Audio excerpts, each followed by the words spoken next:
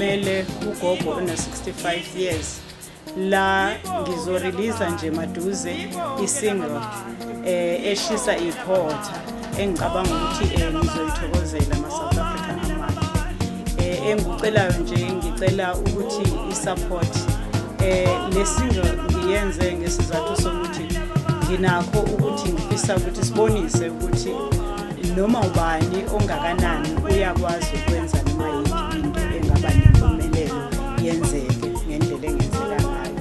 Ngiyacela ke ukuthi nibheke kuwo wonke ama music platform izobe ikhona isingle yami.